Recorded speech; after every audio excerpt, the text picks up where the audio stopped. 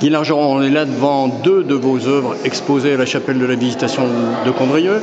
Il y a un chemin de halage au bord du Rhône. Il y a une autre rive du Rhône. On dirait presque des peintures. Voilà, on rejoint ce que je vous ai dit tout à l'heure, que je remets savoir faire la peinture. Et j'essaye dans les photos que je fais d'avoir un esprit justement d'un peintre, si on peut dire, sans prétention naturellement. Alors, dans l'exposition que vous proposez, on a de la montagne, par exemple ici. Oui, les Dolomites. Les Dolomites, je crois. Il y a beaucoup de choses en Italie. Vous allez souvent en Italie? C'est un petit peu... Non, mais j'ai des amis là-bas. Et j'aime justement toutes les Alpes, le côté, le mélange ruisseau, mer, montagne. C'est ça que j'adore. Et puis alors là, on dirait presque des natures mortes. Alors parlez-nous un petit peu de tout ce qu'on voit là. La macro. Ouais. Dites-nous alors. Alors, si vous voulez, là j'ai essayé de faire une macro qui est différente, sans prétention des autres. J'ai fait de la mini macro et je vais chercher le tout petit, le très petit, pour lui donner sa valeur. Parce qu'on passe à côté des petites choses, souvent on ne les voit pas. Et là j'essaie de le faire sortir. Je m'approche de l'une là.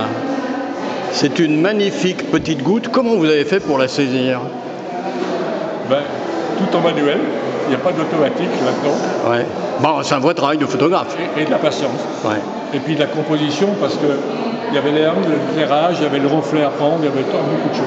Oui. Il faut travailler le premier plan, il faut travailler les seconds plans, le fond. Voilà. Et j'essaie toujours d'avoir un premier plan flou, très flou, pour faire ressortir la photo. Puis alors des premiers plans où même vous arrivez à capter des toiles d'araignée. C'est quelque chose d'exceptionnel. Oui, non, ouais. Ouais. C'est un coup de chance ou ça a été recherché? Non, attendez, il y a de la chance quand même, hein, parce que l'araignée, elle était là avant moi. Il faut reconnaître. Hein.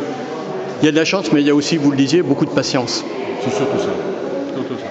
Et puis chercher un petit peu la composition de la lumière. Parce que le problème, c'est la lumière.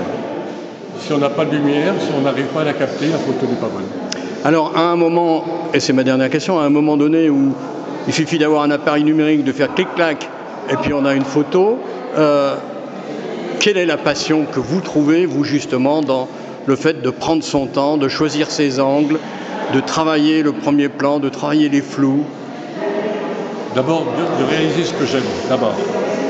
Et puis après, d'essayer de faire des photos que je puisse partager avec d'autres personnes et échanger mon point de vue. Voilà. Et essayer de les amener dans ce que j'aime, tout en respectant leur goût.